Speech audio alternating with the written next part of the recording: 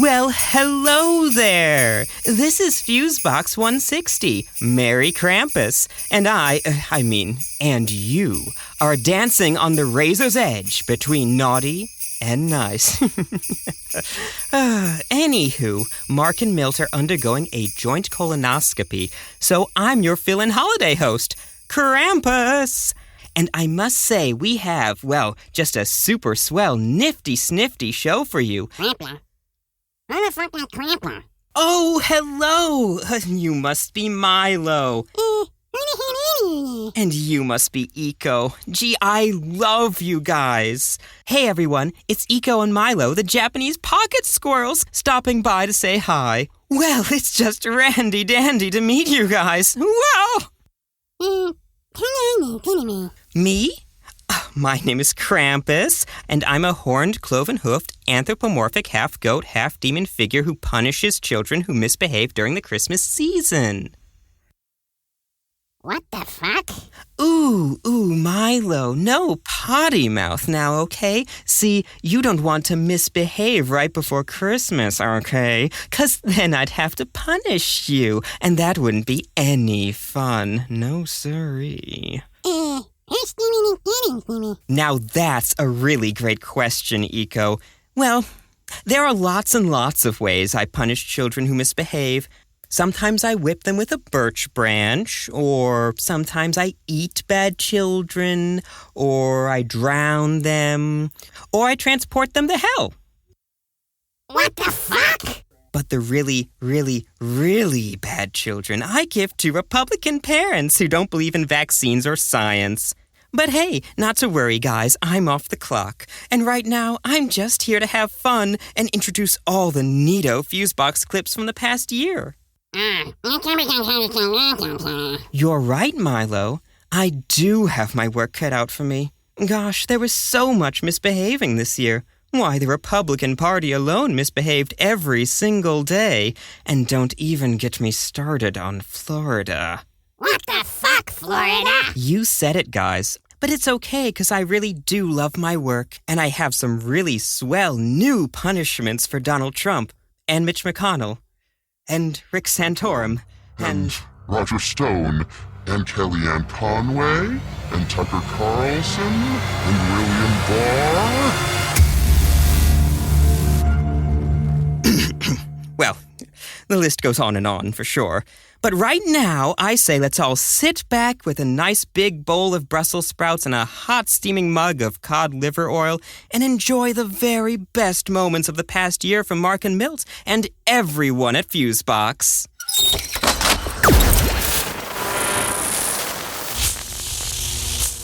Fusebox.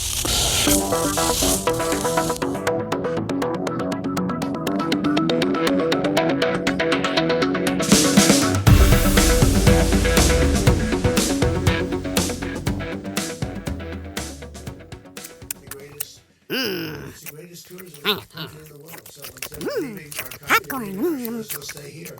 And again, when you have 15 people, and the 15 within a couple of days is going to be down to close to zero, that's a pretty good job we've done.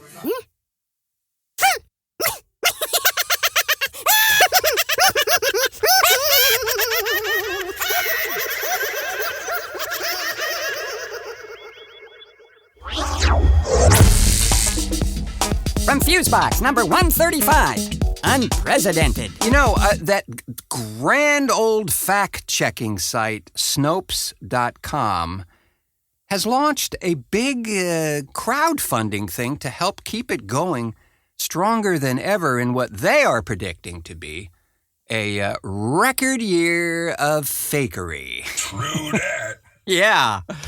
They evidently have sought partners in the past with some social networking giants, and in one case, for sure, walked briskly away. They were going to have a possible relationship with Facebook, for one, but stating that, quote, Facebook has more people on their PR staff than there are formal fact-checkers in the world. And your point? Yeah. And they went on to say that fact-checking in big tech environments amount to little more than, quote, credibility theater. So if Snopes was to make a difference in the fact-checking world, the best way to do it was under their own power, they thought. And understand, friends, these folks, honestly, they have like 10 people in their newsroom diligently tackling, oftentimes, the weirdest, wildest, most outrageous claims ever known. Yeah, and then there's the stuff that doesn't come from the White House. Exactly. Can you imagine? So they've set up a little enticement page over at Snopes.com where you can throw them a few bucks to keep going and even get a piece of swag or 9. Very reasonable. And, hey, these cats have been around for 25 years, friends, so that speaks to their tenacity, if nothing else. And I have used them on numerous occasions when everything else has failed. Will they tell me if Representative Devin Nunes is actually a giant Manus alien? Dunno. But, he might sue you for asking, though. He's already sued a cow, I'm told. Yeah, the folks at Snopes say they expect 2020 to be bonkers in terms of debunking this information, but the business model isn't going to get better. There will be increased traffic, and it will be bigger in traditional metrics, but I think there will also be an appetite for a venue online where you can consume information without vitriol or spin, says Vinnie Green from Snopes.com. I do not want their job. Yeah, tough. One might even say... unrewarding. Thank you, Mr. Wells. From Fusebox number 141, cancel culture. Yeah, so the latest in Portland is, like you said, that basically all bars and restaurants are closing. At least to dine in or drink in, as the case may be, and they're encouraging takeout delivery only. Yeah. And then, it's uncomfortable, but it makes perfect sense. But you know what doesn't make sense? Is this world-class ass clown saying this. But I will just say, one of the things you can do if you're healthy, you and your family, it's a great time to just go out, go to a local restaurant. Yeah. Likely you can get in easily. Let's not hurt the working people in this country that are relying on wages and tips to keep their small business going.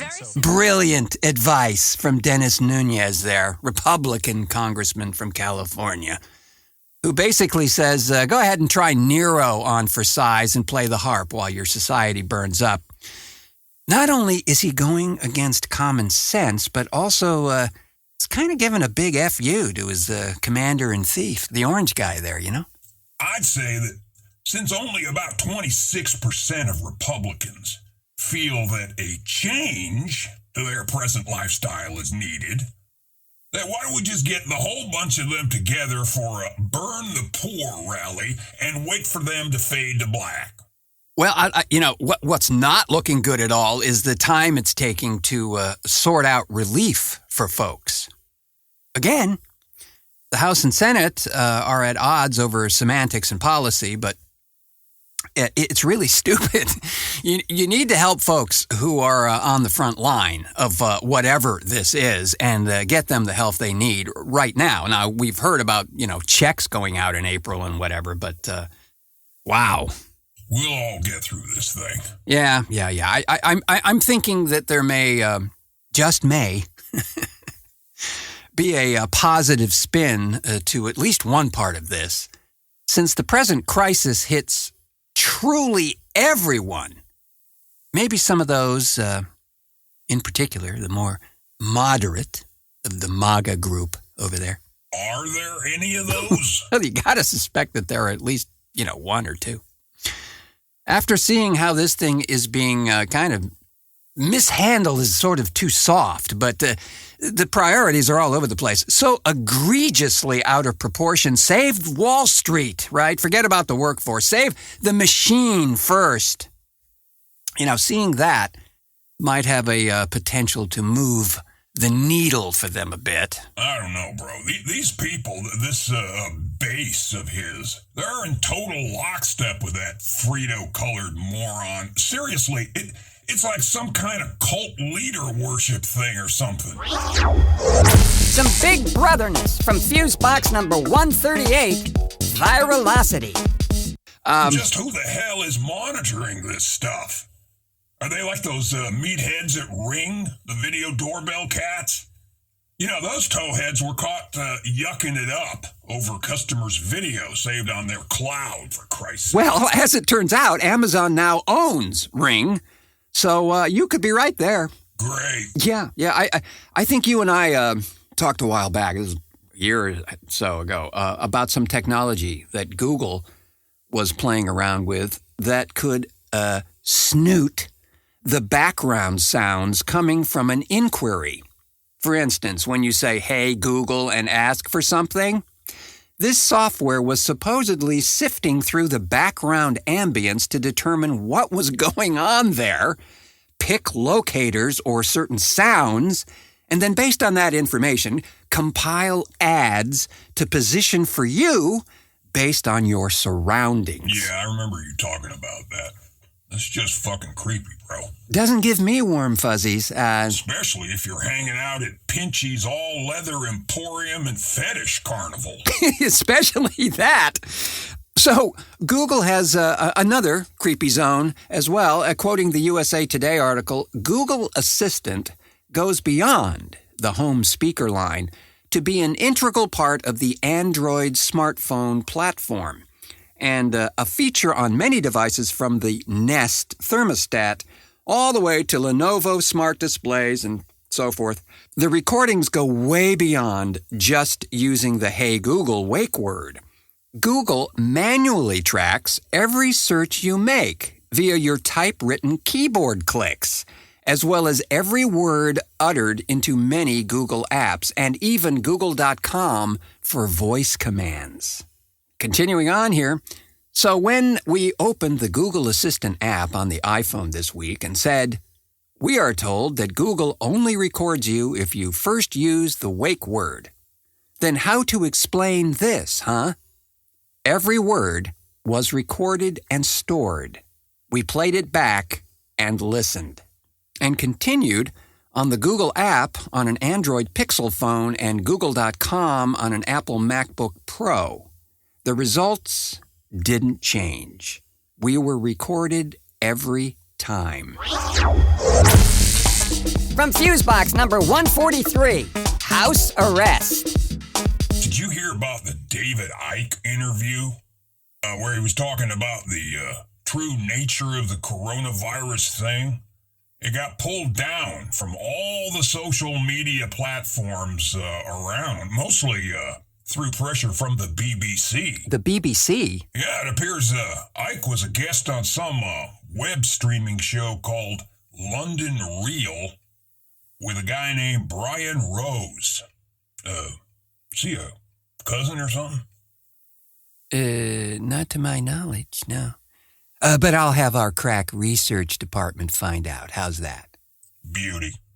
So evidently he was on this show, which I guess ran a couple of hours, and I pretty much shit-bombed the YouTube folks and the Facebook folks and a few others, even Elon Musk, and he called him a super psychopath. Whoa! Going on about stuff they're allegedly involved in, and about an hour after the thing was posted, evidently, all the social media platforms took it down by what it appears now as some strong-arm tactics by the BBC, since this show emanates from the UK. Oh, well, for those who don't know this chap, David Icke, he's a bit of a controversial figure. Maybe safe to say he's a tad more civil of a version of Alex Jones of InfoWars fame. Both deal in highly controversial, often very contested theories regarding global conspiracies and the like. Now, I know that David Icke, he started out as a show host or presenter, as they say in the UK. He was a sports announcer as well at one time, until he had this epiphany in Peru in, I guess, the late 1980s or something? And he just dropped out of all that stuff and started to relate stories of there being reptoid aliens running the government and a cult, as he calls it, that runs the world, made up of the globe's richest families and some of those reptoid guys. And he was doing this, of course, on nationwide television. To much ridicule, as you might imagine. And he's also written numerous books over the years on the subject. That Brian Rose guy says that at the time that this thing was streamed, it was the second highest ranking streaming event ever. Oh, is that right? Well, because the first highest was Panty Boy Ferd showing off his Disney-themed Jell-O mold collection. Or maybe the one where he was playing Fortnite while in a bathtub filled with live snakes. This is like where I show you my extraordinary skill. Yeah, I think I missed that one. To each their own tub of snakes, I always say. Yes, you do. And I think you can, quit saying it, bro. Well, be that as it mayn't. The thing about that I want to address is, frankly, do we all have to be protected from these ideas? I know that's how they want the optics to be. There are social media guardians, and they're ever vigilant, seeking out the damaging ideas of red-hot hate, seething with the damage-filled hatred of damage and hate. Thing is, every time they pull stuff like this down, it just strengthens the view or position of the pullee. The social media company, then, they just look like censors, or worse, like dictators, which I suppose is in their full right to do. It is their platform, friends. They made it and said, come play. Okay? Nobody has to play there or subscribe to their ridiculous terms and conditions, because once you agree to that, despite the optics of having your site demonetized, pulled down, redirected, or whatever, you let these miscreants do it by signing up. True that. Hey, look, I'm not forgiving them. I'm just saying, hey, maybe it's time for another platform, that truly is really free. Yeah, you're going to get all kinds of stuff out there. Yes, you will. But we're supposed to be critical thinkers, right? Maybe that's the bigger issue. Many folks just get swept along by whatever snaps their attention spring. And then mindlessly take to heart anything that is written in a colorful box. Here's a couple from Fusebox number 140, Flatitudes. The conspiracy theory I've heard is that NASA and some other government agencies are guarding the Antarctic ice wall that surrounds Earth. And they say that NASA photoshops its satellite images. Yeah, I've heard that too. And also that the reason they say this is based upon observations that the color of the oceans change from image to image. It doesn't seem very concrete to me, but and also that the continents seem to be in different places in these photographs. Well, now right there, that kind of gets into that whole Mandela effect territory, right? Yeah. I mean, thinking a continent is in one place and then finding out sometime later that it's in a completely different place. And yeah, and I mean, seriously though, man, once you go down this rabbit hole, you're just gonna be very distracted, at best. Yeah. Well, the thing I found interesting about that Antarctic ice wall that the true believers say is surrounding the outer edges of the Earth is that there was a recent convention of these flat Earth folks, and a chap named Darren Nesbitt referred to the, quote, Pac-Man effect as a reason for why planes don't fall off the edge of a flat Earth. So, yeah, I don't know. So, according to the science news website physicsastronomy.org, which featured an interview with Nesbitt, He says, when a plane or other object reaches the edge of the horizon, such as when Pac-Man reaches the end of the screen, that object will teleport from one side of the planet to the other, a la Pac-Man, entering the other side of the screen. Wait, what? Yeah, that's correct. A kind of rubber band teleportation effect is employed to keep things on the disc. So do we get like extra points or maybe a fruit basket for going from one side to the other? Doubt it. Just a little over a year ago, back in 2018, the members of the Independent Investigations Group, this is a group that was formed back in 2000, to do just that, actually, prove or disprove beliefs about any fringe area you can imagine, and also some paranormal stuff in there as well. They go after it all, friends. But they all assembled at the Salton Sea on June 10th of 2018 to demonstrate the local curvature of the Earth. It was attended also by supporters of the flat Earth. And the encounter between the two groups evidently was recorded by the National Geographic Explorer. This experiment successfully demonstrated the curvature of the Earth via the disappearance over distance of boat-based and shore-based targets. So there was a war? Well, I'm thinking that the believers will always believe.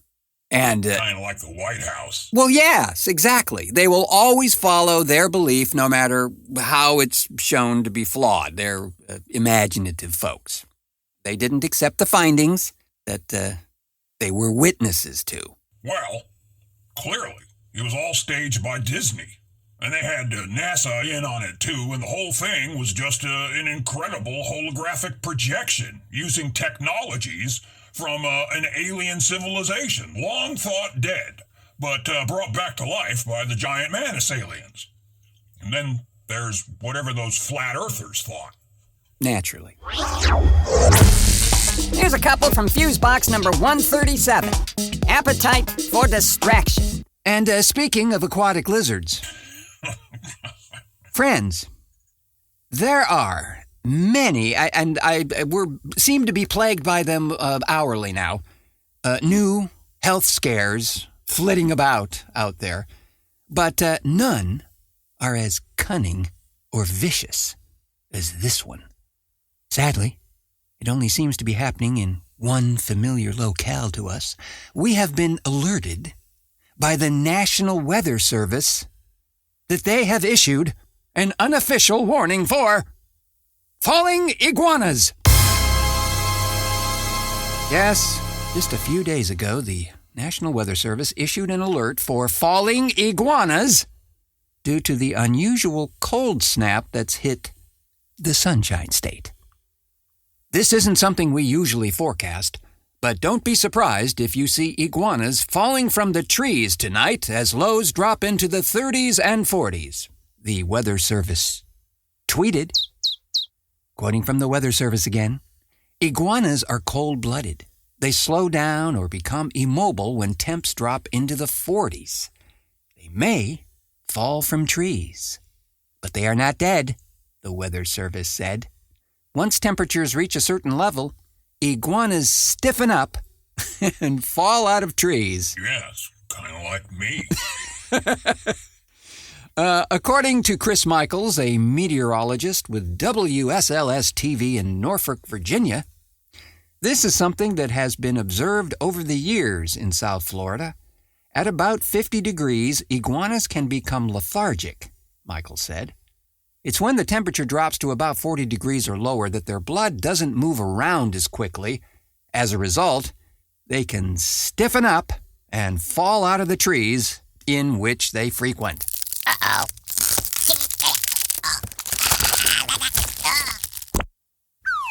Right. I have produced a fair amount of game voice recording sessions over the years, either as a talent or as an engineer. And you know what, friends? It's not really as fun as it is, allegedly, playing the game Just saying. These can be some really tough sessions for the talent. Seriously. Yeah, well, I guess all the screaming and yelling and jumping around would get to you. Yeah, and that's before the session starts. No, man, it's a thing. It really is. Well, actually, I've enjoyed them on one level. After one of those recordings, it really does feel like some massive workout and that maybe your game got notched up a bit afterwards. I mean, it does kind of feel like that. If you don't blow your cords out. Yeah, and luckily, that has not happened to me. But I have been in sessions where it has, and it's easy to see how. I mean, if you're doing this thing right, you're completely invested in this character. And I don't care how minor it is or whatever. And I know, for me personally, I'm always thinking, let me give the character designer something to work with vocally, to enliven that animation, even though a lot of the times we don't actually get to see the characters beforehand. Seems to me I've heard that the scene details can be a bit sketchy at times. Oh, yeah. For sure. And there can be a good reason for that sometimes. Might be times where certain details about the scene aren't really nailed down. Or the character you're playing has to serve multiple purposes because there are various things that could happen to that character based on player choices. So they need to cover a bunch of possibilities. And sometimes, well, they're just plain vague. I've never played one. Really? Well, I take that back. I did play Strip Solitaire once. Yeah, you know what? Don't want to know about that one. Looking on the bright side, from Fusebox number 142, Pandemaniacs. There is a lot of fear and confusion, at the least, whirling around us these days, and some folks have decided to make lemonade out of these virulent lemons. Yeah, but should you really drink that, though? I mean, Well, let's ask the experts. I think really would have been imprudent. Yeah, well, there you have it. Thank you, Dr. Fauci. That kind of clears it up for me. So, around this globe, folks have been doing things to minimize the panic wherever possible, and in many clever ways, it would appear. I think one of the first ones that hatched up out of this thing, just good common sense, came out of the great state of Kentucky, where the local distillers there... They got one or two. Yes, they do. Well, they stepped up, saw a need, and filled it. I saw what you did there. Thank you.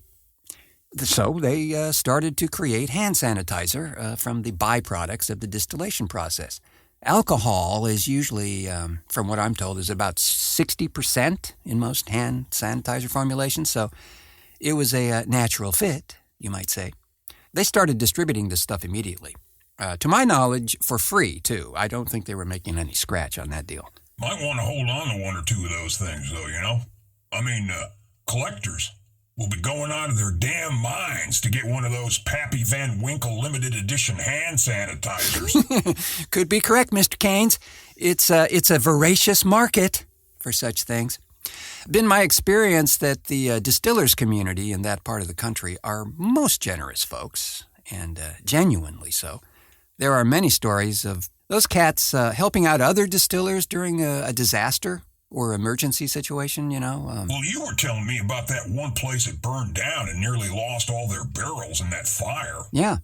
And while it was being rebuilt, the folks around there chipped in and helped rebuild it, even storing the remaining barrels for the guy while he got back up on his feet. And I'm also happy to report that Portland here has also stepped up to produce the sanitizers. We've got one or two distilleries around here, as has Atlanta and North Carolina. So supermarkets have also stepped up, offering slots reserved for the elderly to make sure they don't miss out on essentials. Some banks are taking similar steps, provided they're open. And air pollution has plummeted in cities with high rates of quarantine. Satellite readings, apparently, of air pollution levels over China and Italy show that the regions hit hardest by the COVID-19 thingy have also caused air pollution levels to decline dramatically. Some reports estimate that China's quarantine has saved more than 100 million metric tons of carbon dioxide emissions from entering the atmosphere, which is about the equivalent of what Chile produces in 1 year. Not only have similar effects been reported across Italy, the canals and waterways of Venice are reportedly cleaner than ever, with the waters shining crystal clear in the absence of diesel-powered boats and gondoliers. Big surprise. Well, that right there, that is a big plus. Of course, they might find some missing mob guys now. Grim. But true.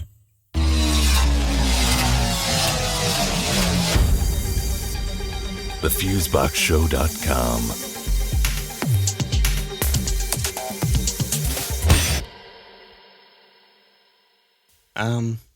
Is that it? That's the best Fusebox has to offer in 2020?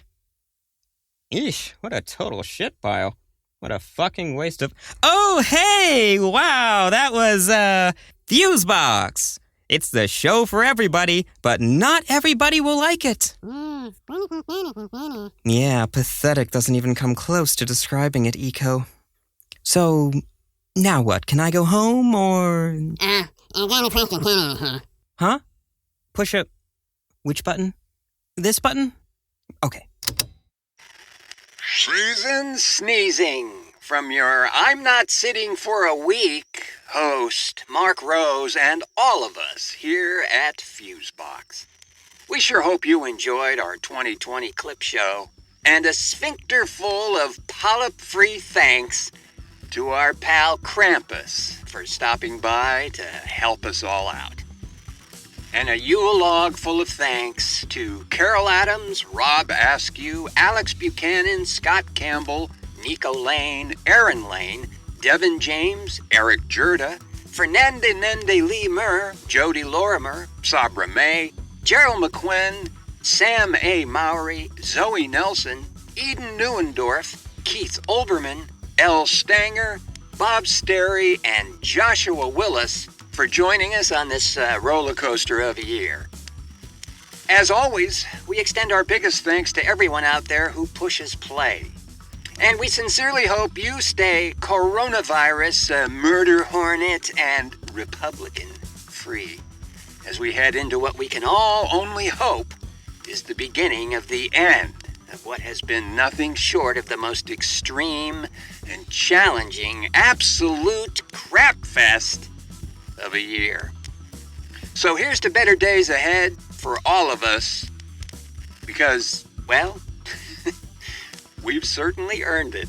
Happy holidays from all of us here at Fusebox, and until our next cartoon.